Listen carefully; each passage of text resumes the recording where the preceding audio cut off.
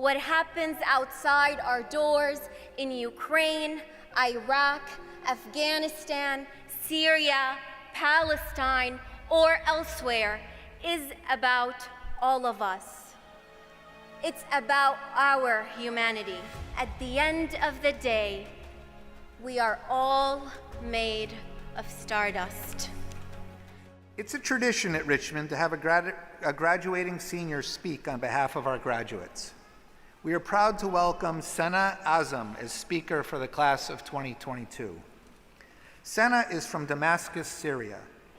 She's graduating with a Bachelor of Arts degree in journalism with a minor in film studies. While at Richmond, Sena was a writer for the university newspaper, The Collegian, and a member of the Muslim Student Association and a member of UR's Filmmaker Society.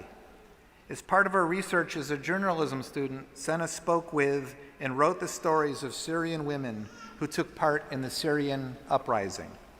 She spoke with mothers, sisters, and daughters of political prisoners and victims of forced disappearance, and wrote the stories of women who've been imprisoned in Syria. She shared these stories just a few weeks ago in an impressive and moving visual presentation and clearly written work titled The Story She Holds. As an aspiring journalist, after graduation, she hopes to write and document the stories of people that need to be heard. Congratulations and welcome, Sena.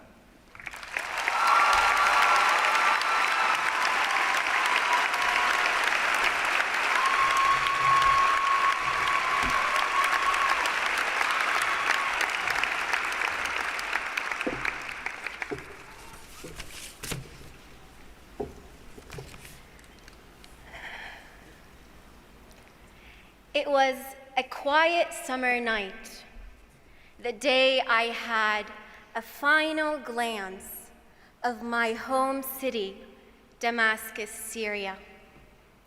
The warm night breeze blew gently in my face as I gazed silently at its glow from the top of Qasyun mountain. The city looked beautiful, and in that moment, I wondered if sometimes distance is better when chaos seems serene.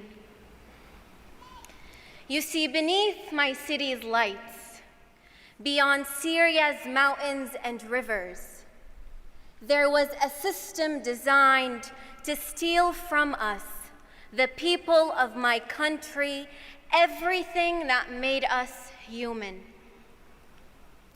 Growing up in Syria, I learned that the walls of my home have ears, that anything I say will be heard by the secret police. As I was glancing at the lights of my city from the top of Qasyun mountain that night, I realized one thing. Not everything is always as it seems. I knew that the glimmering lights from the top of the mountain did not depict the life of the people on the ground. Only a few months before the night of my departure, I had been sitting with my then 7-year-old sister in the back of the car, with my arms wrapped around her, as the sounds of bombardment filled the air. All I needed was a sky free of chaos. All I wanted was a place in which I could hide. At the entrance of the school I had been attending, it became normal to see a tank and soldiers passing by, and their presence signified everything but to keep us safe. The distant lights of the city from the top of the mountain were of houses that at some point had lost a loved one at the hands of an inhumane system of ruling. You see, it is crazy how much difference distance from something or someone, or the lack thereof can make, isn't it? The thing is, we will never be able to truly learn about something or fully become knowledgeable of it if we only look at it from a distance. We will never be able to understand the world in which we live if we only scratch the surface. Arriving at UR, we were all uncertain of what lay ahead. Slowly, as we jumped from one class to another, from one conversation to another, doors of possibilities and opportunities opened. Throughout the 4 years, we were able to discover so much about ourselves and about each other. We learned, explored, and challenged ourselves to better understand who we are and who we will become. Coming in, we were a bit lost, going from one strange building to another. Now, in every corner, we engraved a memory, and the place that was once strange became home. Whatever degree each one of us will be graduating with today, let's use it to better connect with one another. Let's use it to build bridges and to knock walls of separation down. Whether it is 4 years ago or 4 years from now, we will always be one web. As students of UR, as people of this globe. What happens here, next door, or thousands of miles away from us is about all of us. What happens outside our doors in Ukraine, Iraq, Afghanistan, Syria, Palestine, or elsewhere is about all of us. It's about our humanity. So above everything, let's use our knowledge, our explorations, and discoveries to protect our humanity and our compassion towards one another.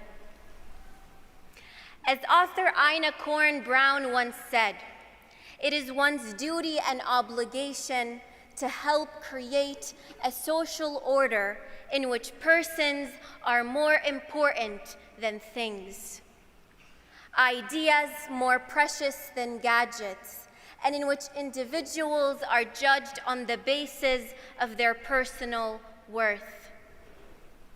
When we worship, pray, or feel compassion, when we enjoy a painting, a sunset, or a sonata, when we think and reason, pursue ideas, seek truth, or read a book, when we protect the weak and the helpless, when we honor the noble and cherish the good, when we cooperate with one another to build a better world, our behavior is worthy of our status as human beings. Inside each one of us, there is a desire to learn and discover. And the truth is, some discoveries will shock us. Some will shake the ground upon which we walk. Some will change us from within. But the best ones are those that connect us with one another and remind us that at the end of the day, we are all made of stardust. The best ones are those that teach us to walk in humility. For no matter how far we rise, our knowledge will always be limited. As the Quran states, وَمَا أُوتِيتُم مِّنَ الْعِلْمِ إِلَّا قَلِيلًا. صدق الله العظيم. And of knowledge, you, mankind, have only been given a little. Class of 2022, Congratulations. The universe inside you and beyond yourselves awaits your discovery.